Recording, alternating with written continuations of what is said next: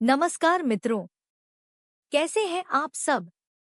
मित्रों, मैं आपकी दोस्त एरा एक बार फिर आप सभी के लिए भारत के वर्तमान विदेश मंत्री डॉक्टर एस जयशंकर द्वारा लिखित पुस्तक the India way strategies for an uncertain world के तीसरे अध्याय कृष्णास चॉइस, कृष्ण का चयन का सारांश लेकर आई हूँ।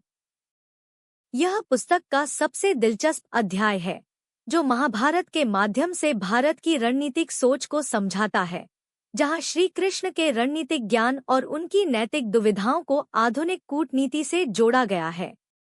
तो आइए देखते हैं द इंडिया वे पुस्तक का यह सारांश। आज फ्रेनेमीज, शक्ति संतुलन और मूल्यों के टकराव वाला एक बहुध्रुवीय विश्व ग्लोबल राजनीति के लिए एक चुनौती पेश कर सकता है। यहाँ फ्रेनेमी का अर्थ है ऐसा व्यक्ति जो मित्र तो है या मित्र होने का दिखावा करता है, लेकिन किसी न किसी रूप में शत्रु या प्रतिद्वंद्वी भी है। यह दोस्त और दुश्मन का मिलाजुला रूप होता है।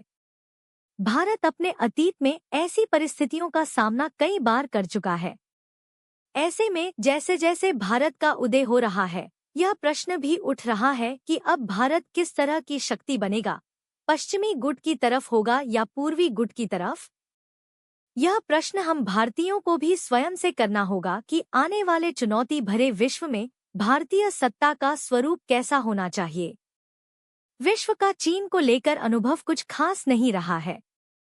चीन के उदय से पहले तक विश्व का मुख्यतः शासन पश्चिमी देशों के हाथ में था, परंतु चीन के उदय के साथ ही उसने नई रणनीति से अपनी सांस्कृतिक धरोहर और कहानियों से एक अलग पहचान बनाई। पश्चिम के देशों की रणनीति पर होमर की पुस्तक इलियाड तथा मैकियावेली की पुस्तक द प्रिंस का गहरा प्रभाव हमेशा से रहा है। उसी तरह चीन की रणनीति पर भी थ्री किंगडम का गहरा प्रभाव देखने को मिलता है, जबकि भारत के संदर्भ में ऐसा नहीं है। कई महान ग्रंथ और रचनाओं का खजाना होने के बावजूद भी भारत बाहरी सत्ताओं की रणनीति और राजनीति को फॉलो करता रहा, जबकि विश्व की सारी रणनीतियों का गुरु ग्रंथ हमारे पास है, महाभारत। महाभारत एक ऐसा ग्रंथ है जिसकी प्रासंगिकता समय, स्थिति और जगह से परे है। यह वर्तमान समय में भी उतना ही प्रासंगिक है जितना अतीत में था और भविष्य में भी रहेगा। महाभारत की प्रासंगिकता न सिर्फ भारत को परंतु विश्व को भी मदद रूप हो सकती है। विश्व में ऐसी कई बड़ी समस्याएं हैं जिनका समाधान हमें इस ग्रंथ से मिल सकता है। भारत राष्ट्रवादी अप्रोच के साथ विश्व के साथ मिलकर कार्य करने में विश्वास रखता है। यह हमारी परंपरा भी है तथा हमारी पहचान भी। महाभारत का भारतीय लोगों के मानस पर गहरा प्रभाव है।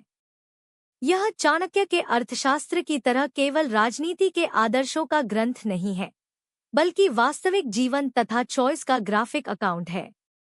कर्तव्य और जिम्मेदारियों के महत्व के साथ यह इंसानी कमजोरियों का भी एक वर्णन है।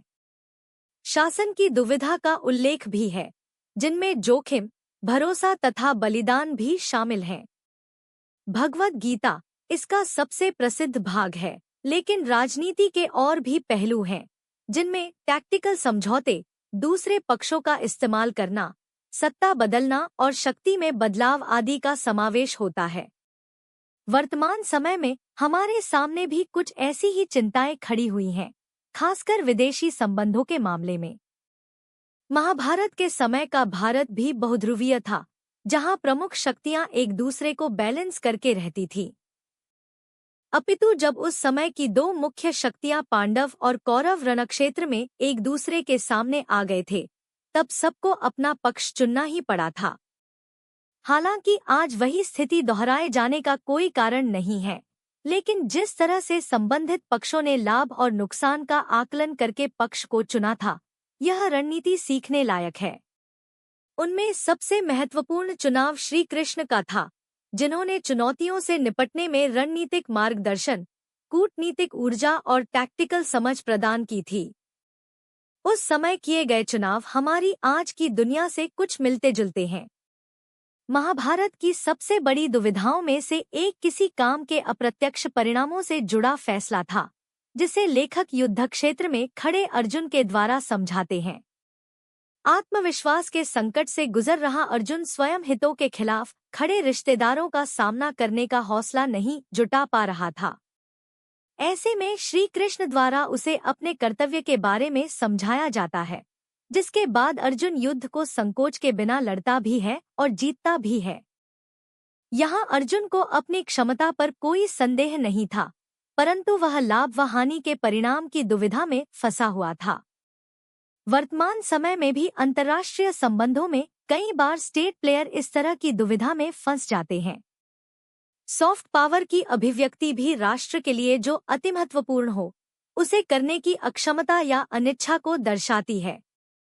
उदाहरण के तौर पर आतंकवाद से निपटने की भारत की क्षमता, जहां रिस्क लेने का डर या फिर अंदाजा लगाने की कमी के कारण हम अपनी पूर्ण क्षमता का उपयोग नहीं कर पाए थे। परंतु वर्तमान में अब यह परिस्थिति बदल रही है। अर्जुन के चुनाव से हमें यह सीख मिलती है कि हमें अपने कर्तव्य का निर्वहन करना चाहिए, फिर चाहे उसका परिणाम कितना भी कठिन क्यों न हो। मित्रों, यदि आपको हमारा वीडियो पसंद आ रहा हो तो इसे लाइक करना और चैनल को सब्सक्राइब करना न भूलें। महाभारत के समय भी आज की तरह ही प्रतिस्पर्धियों पर पाबंदियां लगाई जाती थी। हालांकि उस युग में ये पाबंदियां कई तरह की इंसानी भावनाओं पर आधारित होती थी, जो आज से बहुत अलग थी।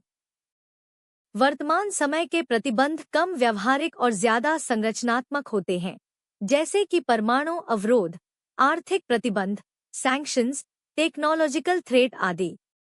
माना कि टेक्नोलॉजी ने क्षमता निर्माण को मजबूत बनाया है, परंतु विश्व के लिए असुरक्षा का जोखिम भी बढ़ाया है। जहां एक तरफ विश्व की महासत्ताएं अपना वर्चस्व बनाए रखने की हर एक मुमकिन कोशिश कर रही हैं, ऐसी स्थिति में जिम्मेदारी एक ऐसा गुण है जो उभरती हुई महासत्ता को विकसित करना चाहिए, जिससे छोटे एवं पिछड़े देशों का उस पर विश्वास बढ़े और वे अपनी क्षमताओं का भी विकास कर सकें।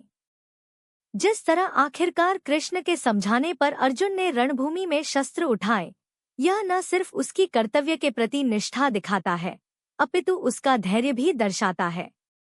यही धैर्य और निष्ठा का गुण शिशुपाल के किस्से में हमें श्री कृष्ण में भी दिखाई देता है। एक उभरती हुई महासत्ता के लिए धैर्य और निष्ठा का विकास भी एक आवश्यक बोधपाठ है। शक्ति का जैसे जैसे विकास होता है, राष्ट्र की जिम्मेदारी भी उतनी ही बढ़ती है। ऐसे में शक्ति का प्रयोग न्यायिक और निष्पक्ष होना चाहिए।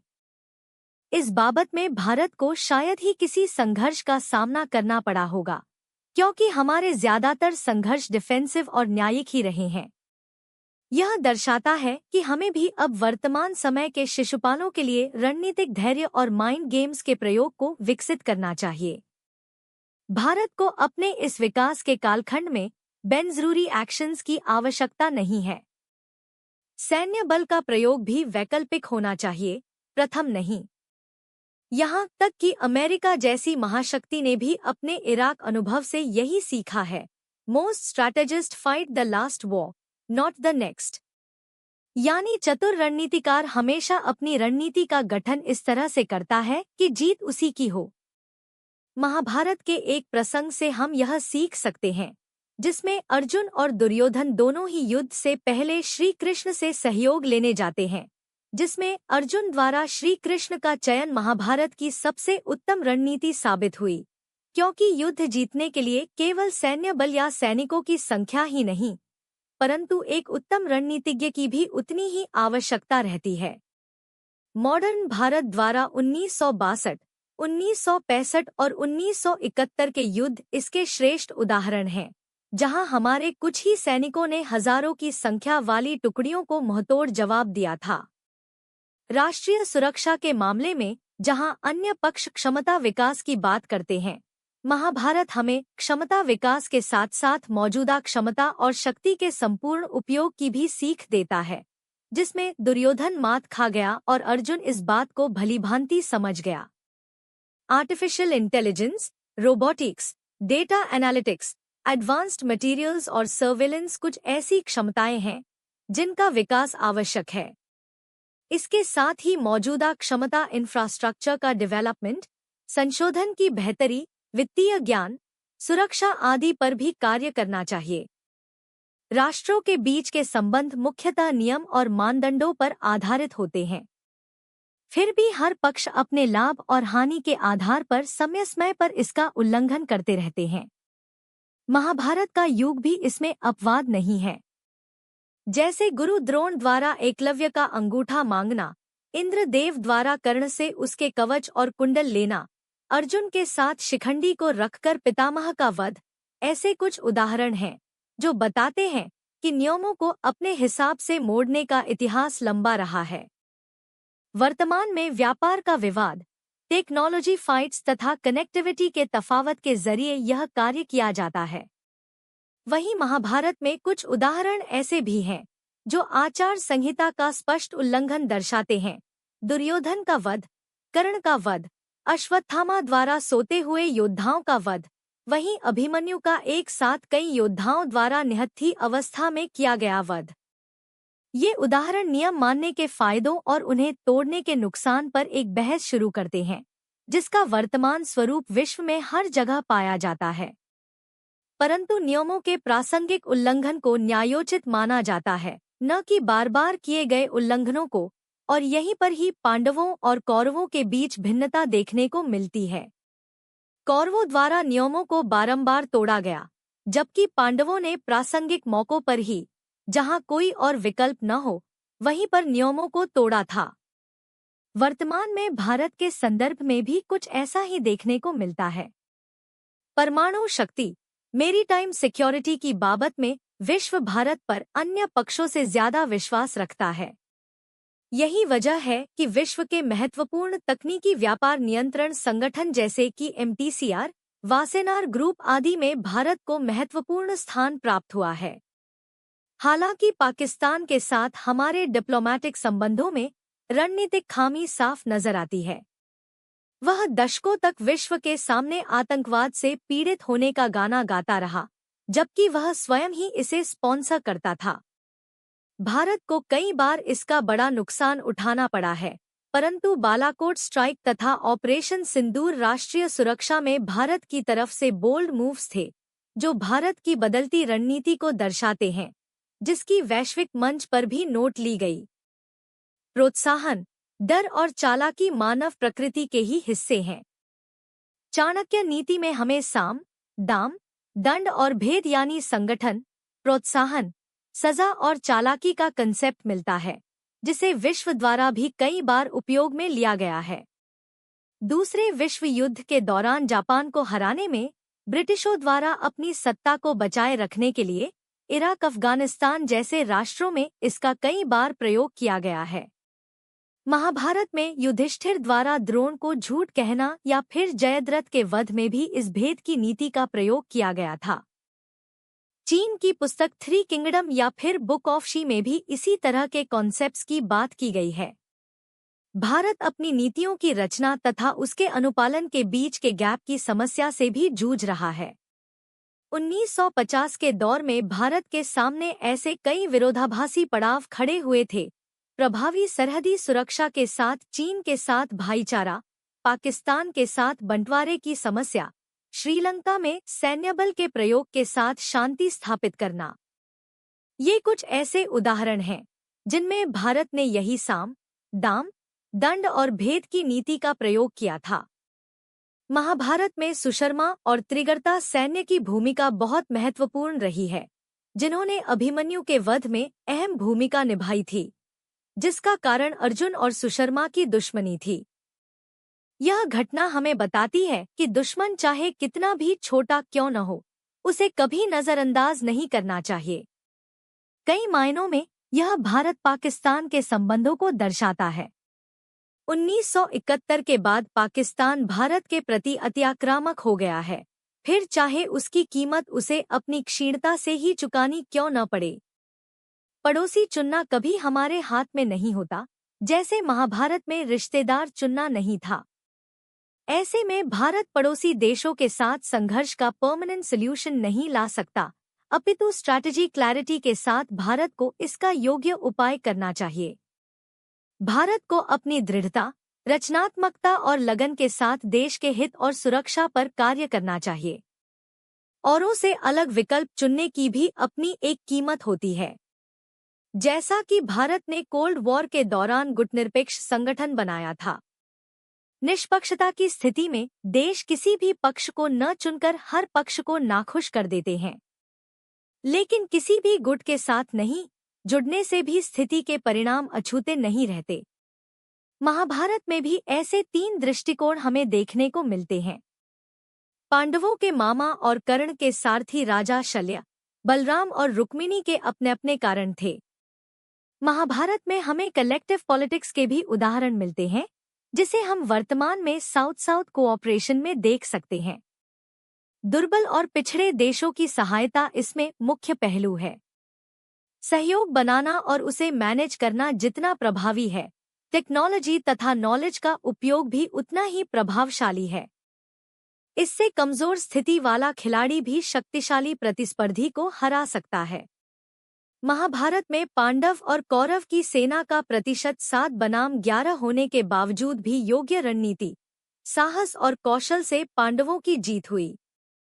यह बताता है कि शक्ति का विकास राष्ट्र के लिए बेशक जरूरी है, परंतु कौशल के विकास को नजरअंदाज नहीं किया जा सकता। महाभारत हमें हमारा पक्ष विश्व के सामने रखना और अपनी कथा हमारे दृष्टिकोण से कहने की कला सिखाता है। पांडवों की कथा में ऐसे कई प्रसंग हैं जो उनके द्वारा किए गए युद्ध को न्यायोचित ठहराते हैं, जबकि दुर्योधन द्वारा लिए गए फैसले और किए गए कार्यों को लापरवाह और गैर न्यायोचित बताते हैं। पांडवों का बचपन जंगलों में बीता था, उन्हें बार बार मारने का प्रयास किया गया और आखिर तक युद्ध को रोकने का उनका प्रयास लोगों के मन में उनकी सकारात्मक छवि स्थापित करता है। केवल कथा ही नहीं, अपितु उसे कहने की कला भी उतनी ही महत्वपूर्ण होती है। भारत को भी अपने नरेशन बिल्डिंग पर कार्य करना चाहिए और वैश्विक स्तर पर अपनी बात स्पष्टता और वास्तविक दृष्टिकोण के साथ रखनी चाहिए। उसके लिए सबसे आवश्यक है हमारा अपनी ऐतिहासिक जड़ों के साथ जुड़े रहना। महाभारत का हर पात्र हमें कुछ न कुछ सिखाता है। महाभारत जितनी शक्ति की कहानी है, उतनी ही नैतिकता की भी है। यह कृष्ण का चुनाव था जिसने इन दोनों जरूरतों को एक साथ मिलाया। जैसे जैसे भारतीय बड़े वैश्विक योगदान के लिए तैयार हो रहे हैं, उन्हें एक उथल-पुथल भरी दुनिया का सामना करने के लिए अपने ही अतीत से मिली सीख पर भरोसा करना होगा। यह निश्चित रूप से भारत के लिए संभव है। जब हम ऐसी दुनिया में अपने चुनाव करते हैं, जहां सब एक दूसरे के खिलाफ हैं, तो यह समय है कि हम स्वयं अपने जवाब खोजें। नैतिक शक्ति होना भी इस इंडिया वे का एक पहलू है। तो मित्रों, यह था द इंडिया वे पुस्तक का 3रा चैप्टर, कृष्णास चॉइस। यदि आपको हमारा वीडियो पसंद आ रहा हो तो इसे लाइक करें तथा चैनल को सब्सक्राइब करें। मैं आपकी मित्र एरा आपको फिर मिलूंगी एक नए चैप्टर के साथ। तब तक आप सब खुश रहिए, स्वस्थ रहिए। नमस्कार।